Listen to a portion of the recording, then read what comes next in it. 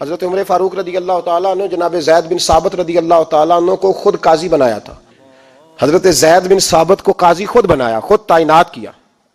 حضرت ابی بن کعب رضی اللہ تعالیٰ عنہ نے حضرت عمر پر مقدمہ کر دیا حضرت زید بن ثابت کی حکومت میں، خود حضرت عمر پر۔ جناب عمر جب پہنچے نا وہاں سب لوگ بیٹھے رہے، ایک شخص کہنے لگا تم اپنے امیر کے لیے کھڑے نہیں ہوئے، تو زید بن ثابت کہنے لگے چپ کر جا، ان پر مقدمہ ہے، وہ حساب دینے آئے ہیں، امیر المومنین بن کے نہیں آئے۔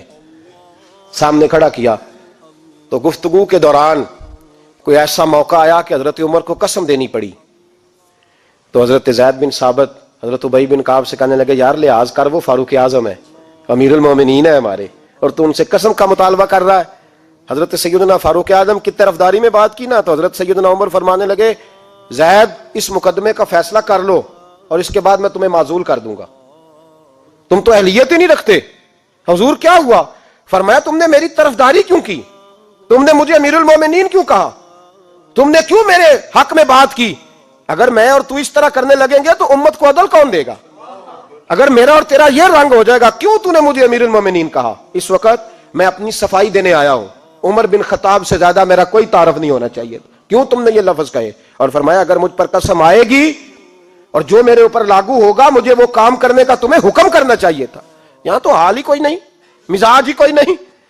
ہماری قوم بڑی سمجھدار ہے، حکمران بھی بڑے سمجھدار ہیں۔ ممتاز حسین قادری رحمۃ اللہ علیہ کو پھانسی ہوئی تو لوگ کہنے لگے مولوی شدائی ہو گئے، فیصلہ تھا عدالت کا تو ماننا چاہیے تھا۔ ایک فیصلہ ایک پیپلز پارٹی کے سابقہ صدر کے بارے میں بھی عدالت نے دیا تھا، اور پھر آپ کی پارلیمنٹ نے اس فیصلے کو کنڈم کیا، مذمت کی، اور اٹھ کے کہا گیا کہ ہم مذمت کرتے ہیں، فیصلہ غلط تھا۔ جب حضرت ممتاز قادری کے حق میں فیصلہ آئے تو اس وقت لوگ بولتے ہیں، کہتے ہیں دیکھو جناب عدالت کا فیصلہ ہے اور مولوی کہہ رہے ہیں پھانسی نہ دو۔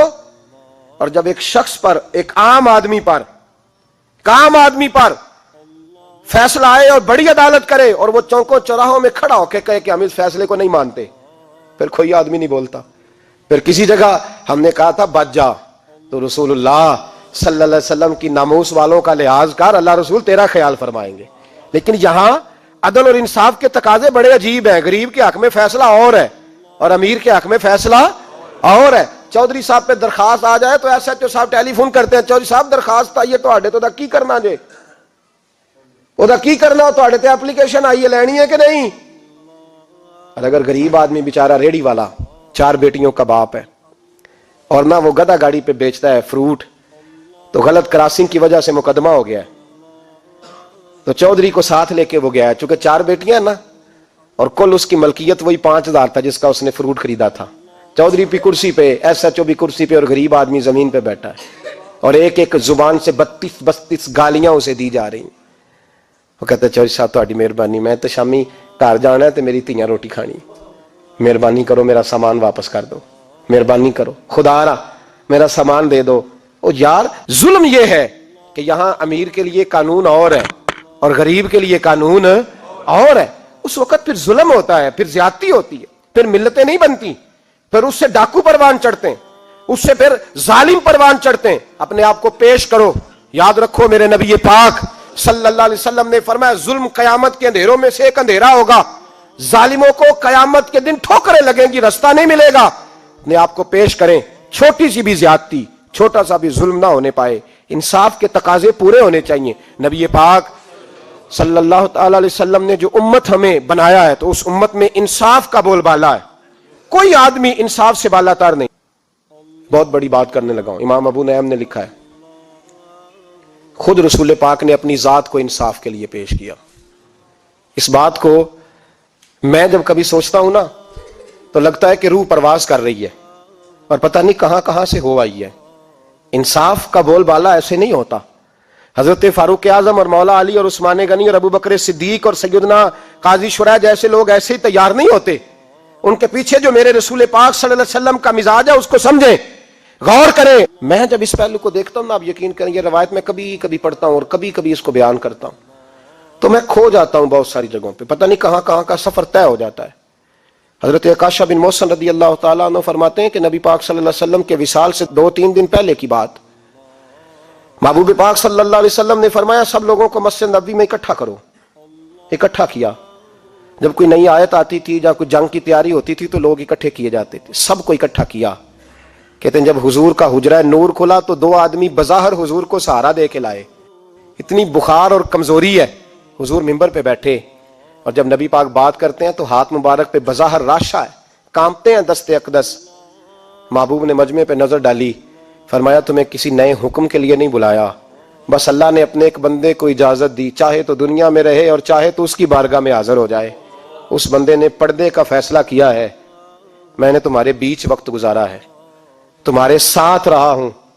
حضور فرمانے لگے میری زبان سے, میرے قول سے, میرے فعل سے غلاموں کسی کو تکلیف پہنچی ہو تو بدلہ لے سکتا ہے. یہ نہیں فرمایا معاف کر دو, اٹھو اور بدلہ لو.